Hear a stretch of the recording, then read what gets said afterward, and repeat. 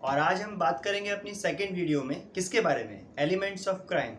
जी हाँ दोस्तों, हमने अपने इससे पहले वीडियो में जाके पढ़ा था कि क्राइम होता क्या है, जनरल इंट्रोडक्शन टू क्राइम। अगर आपने अभी तक वो वीडियो देखी नहीं है तो प्लीज़ जाके पहले उसको देखें। तो स्टार्ट करते हैं हम एलिमेंट्स ऑफ क्राइम।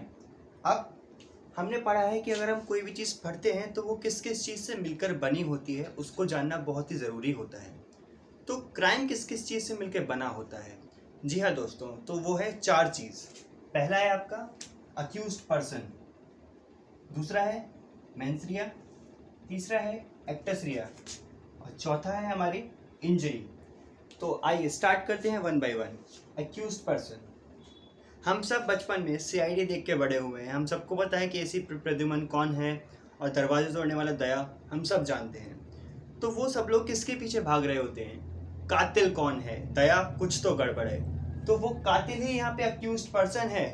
तो अगर अक्यूज्ड पर्सन ही नहीं होता तो क्राइम हो ही नहीं सकता था। तो क्राइम करने वाले को हम बोलते हैं अक्यूज्ड पर्सन। जी हाँ दोस्तों, तो सेक्शन 11 आईपीसी का बोलता है एनी पर्सन, कोई भी पर्सन हो सकता है अक्यूज्ड पर्सन। अब यहाँ पे एनी पर्सन बोलने की ज़रूरत क्यों पड़ी दोस्तों?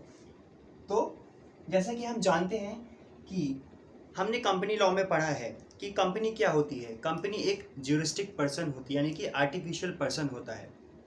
तो उसी लिए एनी पर्सन हमने इसलिए रखा कि यहाँ पे कंपनी, एनजीओ और कोई भी बॉडी इनकॉर्पोरेट इसके एम्बिट के अंदर आ जाए, यानी कि हमने इसका स्कोप बड़ा कर दिया पर्सन का। तो यहाँ पे हमने इसलिए बोला कि accused person may be any person, यानी कि अगर कोई कंपनी, अगर कोई एनजीओ, अगर कोई बॉडी इनकॉर्पोरेट कोई क्राइम करती है तो वो भी इसके एम्बिट में आ जाए।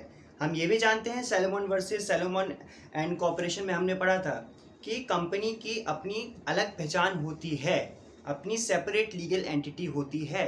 तो उसको एम्बिट में लाने के लिए हमने एक्यूज्ड पर्सन के अंदर क्या लिया? Any person. और ये आपको कहाँ मिलेगा? ये मिलेगा आपको दोस्तों सेक्शन 11 ऑफ आईपीसी। ठीक है, अब ये हो गया हमारा अक्यूज्ड पर्सन। हम इसको डीप में पढ़ेंगे आगे, जब हम केस लॉज में जाएंगे और आगे सेक्शंस में जाएंगे। अभी हर चीज़ का मैं आपको इंट्रोडक्शन दे रहा हूँ, किसका? Elements of crime.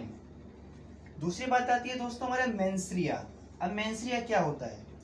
मेंस रिया होता है इल विल, यानी कि आपका गिल्टी माइंड। आपके मन में कुछ ऐसा गलत विचार थे जिसकी वजह से आप उत्सुक हुए उस काम को करने के लिए, जो कि लॉ में क्या है? ऑफेंस है, क्राइम है, यानी कि अपराध है। तो मेंस रिया। अब मेंस रिया क्यों ज़रूरी है? मेंस रिया इसलिए ज़रूरी है क्योंकि ये पूरा जो कॉन्सेप्ट है ये आया है एक लैटिन मैगजिम से, जो है एक्टस नॉन फेसिट रियम निसी मेंस सिट रिया, यानी कि acts done by me without any guilty mind is not an act which is done by me. यानी कि अगर मैंने कोई काम बिना अपने गिल्टी माइंड के किया है तो वो क्या नहीं होगा? वो ऑफेंस नहीं होगा दोस्तों। तो यानी कि मेंस रिया होना बहुत ज़रूरी है किसी भी ऑफेंस को कमिट होने के लिए। तो यहाँ पे एक्टस नॉन फेसिट रियम निसी मेंस सिट रिया। ठीक है, इसमें हम जब आगे पढ़ेंगे अपने केस लॉज और सब कुछ, तो उसमें हम और भी फर्दर चीज़ों में आएंगे कि उसके अंदर भी, मेंस रिया के अंदर भी चीज़ें होती हैं कि आपका इंटेंशन क्या था, आपका मोटिव क्या था, आपकी वो नॉलेज में था या नहीं था। ये आगे आगे केस लॉज से हम और डिस्कस करेंगे। तो अभी हम जानते हैं हमने क्या पढ़ा? एक्यूज्ड पर्सन होना चाहिए, जो कि कोई भी पर्सन हो सकता है। मेंस रिया होनी चाहिए, यानी कि आपका गिल्टी माइंड, आप इसको याद रखिए, गिल्टी माइंड। और इल विल, यानी कि गलत ख्याल। ठीक, आप इस मैगजीन को याद रखेंगे कि बिना मेंस रिया के किया गया काम मेरे द्वारा, वो काम ये नहीं माना जाएगा कि वो मैंने किया है, वो ऑफेंस नहीं होगा। तीसरा आता है एक्टस रिया, यानी कि एक्ट, वो एक्ट जिससे क्राइम हुआ है, यानी कि उस एक्ट के होने से या उस एक्ट के ना करने से वो ऑफेंस हुआ है। मे बी पॉजिटिव और मे बी नेगेटिव। इसका मतलब क्या हुआ? मैंने इसको पहले पॉजिटिव को समझते हैं। ए ने बी को मारा, किससे? नाइफ से। तो नाइफ का मारना एक पॉजिटिव एक्ट हुआ, यानी कि नाइफ से मारा तो ये एक्ट कमिट किया, that is positive act. Negative act क्या हो सकता था? मेरी लीगल ड्यूटी है किसी को बचाने की। मैं एक स्विमिंग पूल का लाइफ गार्ड हूँ, मैं वहाँ पे बैठा देख रहा हूँ, कोई इंसान डूब रहा था, मैंने उसको नहीं बचाया। नहीं बचाने कहता है नेगेटिव एक्ट, तो यहाँ पे मैंने क्या कमिट किया? Crime, offence. ठीक है, यानी कि ये एक नैरो एग्जाम्पल था, आपको समझिए। अगर कोई काम ना करना भी एक एक्ट हो सकता है, यानी कि omission of any necessary act may be considered as an act which can further be considered as an offence. ठीक है, ये हो गया हमारा एक्टस रिया।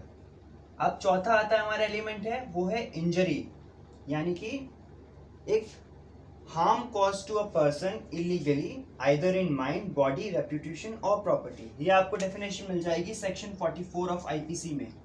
ये बोलता है हार्म। इंजरी क्या होती है? इंजरी किसी को चोट मारना या वूंड देना, that is not an injury, although it is an injury, but यहाँ पे इसका एम्बिट बहुत बड़ा हो जाएगा। इंजरी का मतलब यहाँ पे क्या आ जाएगा? माइंड में दी गई, बॉडी में दी गई, रेप्यूटेशन में और प्रॉपर्टी में। दैट इज एनी हार्म, कोई घाटा। किसमें? माइंड में, बॉडी में, रेप्यूटेशन में और प्रॉपर्टी में। कॉज टू अ पर्सन, अब ये पर्सन फिर से कौन सा पर्सन हो जाएगा? Any person. अगर आपने किसी बॉडी इनकॉर्पोरेट को भी क्या दिया है? हार्म कॉज किया है, तो वो भी क्राइम होगा। तो आप ये देखेंगे जितने भी हमारे आईपीसी में वर्ड यूज किए गए हैं उनको बहुत वाइजली यूज किया गया है। ठीक है, आप उन सब की डेफिनेशन को ध्यान में रखे हुए अभी हम जब एक्ट आगे बढ़ाएंगे तो हमारे डेफिनेशन को पढ़ना सीखेंगे, कहाँ कॉमे का क्या मतलब है, फुल स्टॉप का क्या मतलब है, तो वो सब चीज़ को हम धीरे धीरे समझेंगे। अभी हम समझते हैं इंजरी क्या है। तो अगर किसी को इंजरी हुई ही नहीं है, ये तीनों चीज़ें, इंजरी किसी को हुई ही नहीं है, तो वो क्राइम कैसा? तो हर चीज़ का होना बहुत ज़रूरी है। ठीक है, अब हम मेंस रिया और एक्टस रिया को अपना एक कॉमन लेके चलेंगे और उसमें समझेंगे कि अगर इन दोनों के होने ना होने से ऑफेंस होता है या नहीं होता है। पहला है mens rea plus actus rea is always a crime. आपका गिल्टी माइंड है, आपने गलत काम किया है, that is a crime, an offence.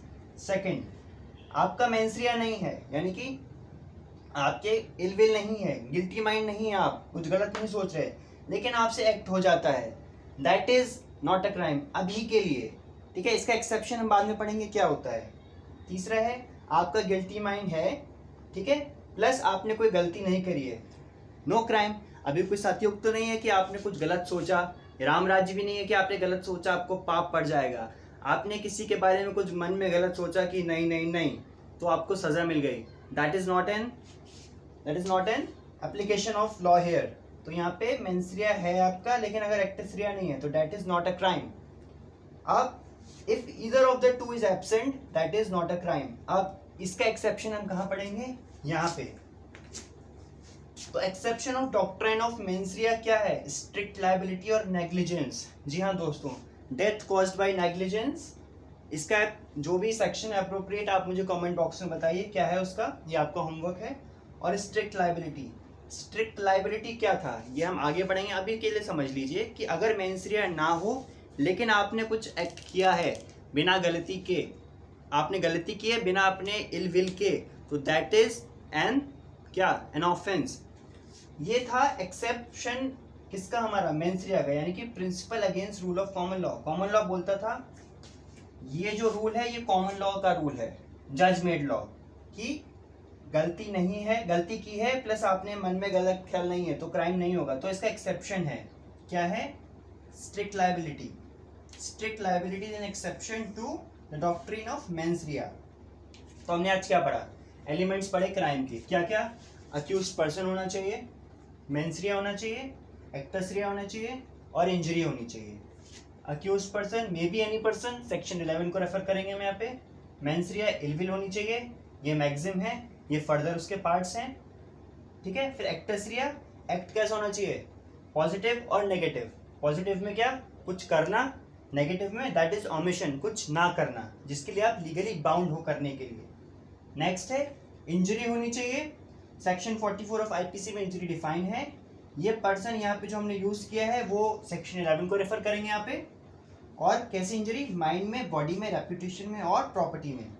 ये हमारे परम्यूटेशन एंड कॉम्बिनेशन समझ लीजिए। अगर आप साइंस से हैं तो क्या होता है कि क्या क्या इन दोनों में से क्या चीज़ होगी तो क्राइम होगा, क्या चीज़ नहीं होगी तो क्राइम नहीं होगा। और इसका एक्सेप्शन क्या है हमारा, स्ट्रिक्ट लायबिलिटी इस वाले का, कि जहाँ पे मेंस रिया तो नहीं है लेकिन एक्टस रिया है। अभी जजमेंट लॉ में तो, कॉमन लॉ में तो क्राइम नहीं था, लेकिन पार्लियामेंट ने जो अपना हमारा जो क्या है डॉक्ट्रिन ऑफ मेंस रिया को ओवररूल करने के लिए लेजिस्लेचर ने कुछ चीजें रखी थी, स्ट्रिक्ट लायबिलिटी। आपने रिया चक्रवर्ती का केस देखा होगा, तो एनडीपीएस एक्ट स्ट्रिक्ट लायबिलिटी का है, ठीक है। तो कहीं कहीं ऐसी चीजें होती हैं जहाँ पे आपकी गलती तो नहीं होती है, लेकिन पब्लिक गुड को देखते हुए वो चीजें हमें क्या करना पड़ता है, ऑफेंस की श्रेणी में लानी पड़ती है। तो ये था हमारा एलिमेंट्स ऑफ क्राइम। दोस्तों आपको वीडियो पसंद आया तो उसको लाइक्स, शेयर और कमेंट इस पर ज़रूर कीजिए, और हमारे चैनल को सब्सक्राइब करना प्लीज़ ना भूलें। Thank you so much.